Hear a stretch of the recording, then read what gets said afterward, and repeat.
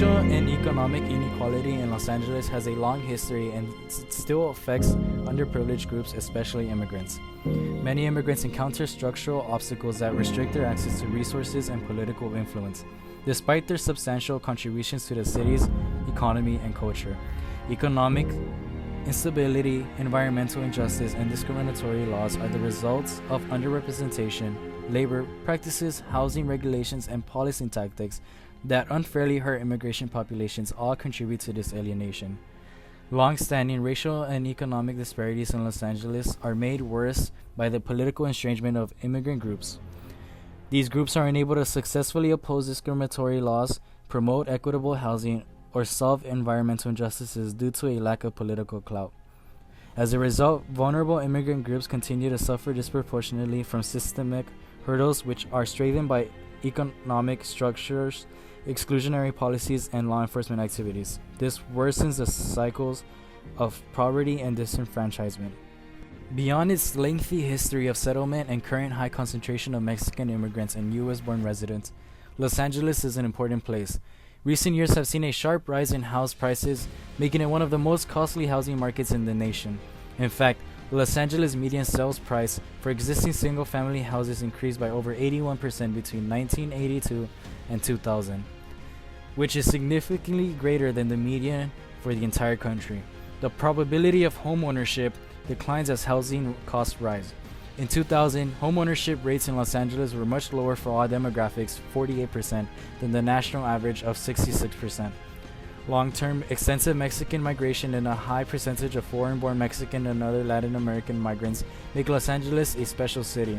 It is obvious that the background, scope, and prevalence of Mexican immigration, both legal and illegal, in Los Angeles have influenced the homeownership landscape. In Los Angeles, for instance, undocumented Mexican immigrant labor has been institutionalized in the construction, landscaping, restaurant, and domestic industries.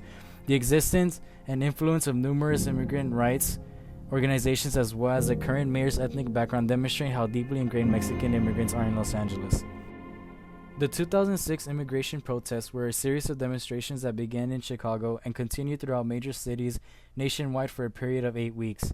The first major demonstration in Chicago was held on March 10, 2006, and was estimated to have about 100,000 participants.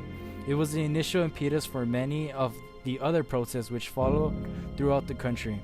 The largest single protest occurred on March 25, 2006, in downtown Los Angeles, with an official estimate of more than 500,000 people marching in what organizers called La Gran Marcha, the Great March. Organizers of La Gran Marcha, however, state that the actual revised number of participants is somewhere between 1.25 and 1.5 million, estimated through later photographic analysis. The protest took place on May 1st, a day meant to honor workers throughout the country.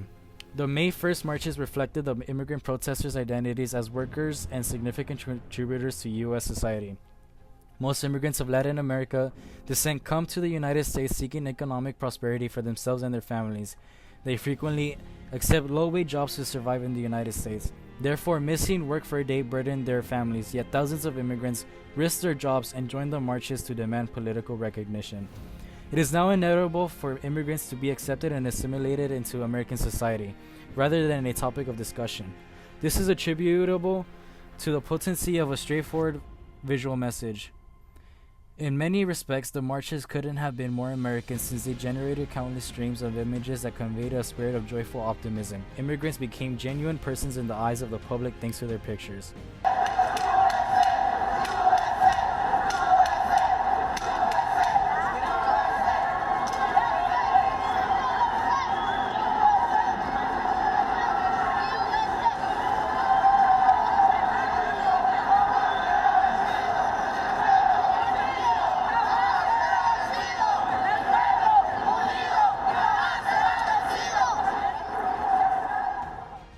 A non-profit organization called the Wingard Center gives homeless people the vital resources they need to get their lives back on track, get a job, and find long-term housing.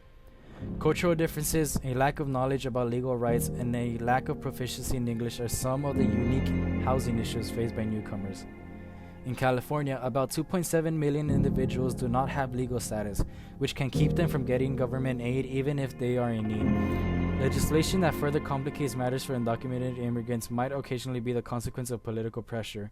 For example, border state governors transfer thousands of migrants to cities like New York, Los Angeles, and Sacramento without designing a bridge to housing, leaving the women, children, and men stranded and at risk. Without language support, it can be extremely difficult to navigate systems that could provide much needed help. There's been at least a 25% jump in people identifying as Latino while experiencing homelessness, according to Los Angeles Homeless Services Authority. The resiliency, economic prosperity, and cultural diversity of LA County are all greatly aided by immigrants.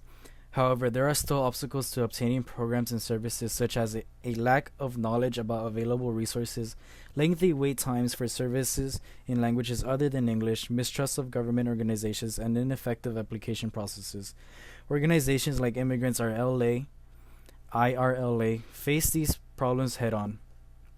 Allocating resources fairly not only makes sense, but it also benefits the county as a whole. With an emphasis on 4 areas of need: access to essential services, housing, labor protections, and the social safety net, IRLA presented its own immigrant-centered budget request for the Los Angeles County Board of Supervisors in 2025.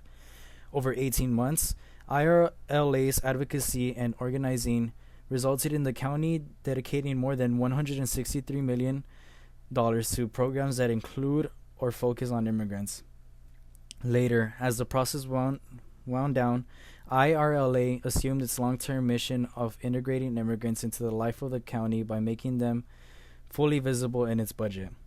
The Coalition for Humane Immigrant Rights of Los Angeles, CHIRLA, has been organizing and mobilizing families to advocate for improved immigration laws since its inception.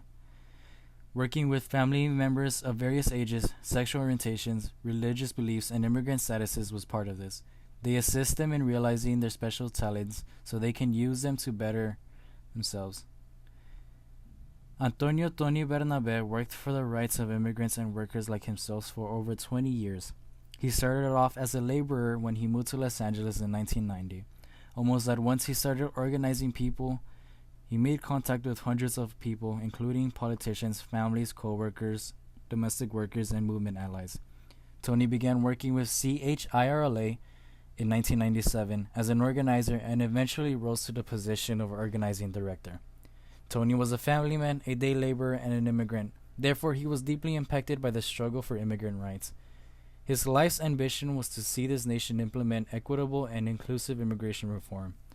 On January 20, 2021, Tony took his last breaths as President Biden adopted measures to protect immigrants, including signing executive orders and introducing a new legislation bill.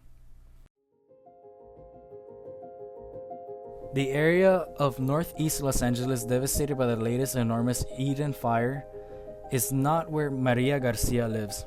Garcia, an undocumented immigrant from Guatemala, occasionally cleans homes in such communities, so she knows individuals who did suffer from it. One Tuesday night, knowing that houses were burning, she was unable to sleep. Then early on the next morning on Wednesday, she suggested to her kids, "Let's go help if we can." After contacting her brothers and few friends, they all got hoses and buckets and drove into an area in Altadena where homes were on fire. After that, they started putting out fires. "Our values and our principles come first. That's what our parents taught us," Garcia stated. They always used to say help others without concern for who they are or why they need help. Juan Carlos Pascual Tolentino, an immigrant from Mexico who's lived in neighboring Pasadena for 20 years, drove to Altadena in the truck he uses for work as a gardener. When he came upon Garcia and the others hustling to put out flames, he stopped and unloaded his shovel and hoses. He connected the hoses to the faucets of nearby homes. "You don't need to have legal papers or be a U.S. citizen to help others," he said. "When you support someone, you strengthen your union with them. When you stop and ask if they could use a hand, they'll remember that." First 5 LA has discovered via its network of early care and education providers, parent leaders, and community groups that parents are withdrawing their children out of preschool and denied health services that their children are legally entitled to receive. Recent federal initiatives have increased parents' fear of arrest and deportation, making it a major issue impacting young children and their families across Los Angeles County. These stories are being told all around Los Angeles County, and many more places. Underprivileged groups, particularly immigrants, continue to be impacted by the long-standing racial and economic inequalities in Los Angeles. Despite their significant contributions to the city's economy and culture, many immigrants face systemic barriers that limit their access to resources and political influence. Underrepresentation leads to discriminatory laws, environmental injustice, and economic instability. This estrangement is caused by labor practices, housing laws, and policy strategies that unjustly harm immigrant communities. Immigration of people has deeply affected the mental health of families in Los Angeles. Families are being affected, and if that doesn't matter to you, the economy as well.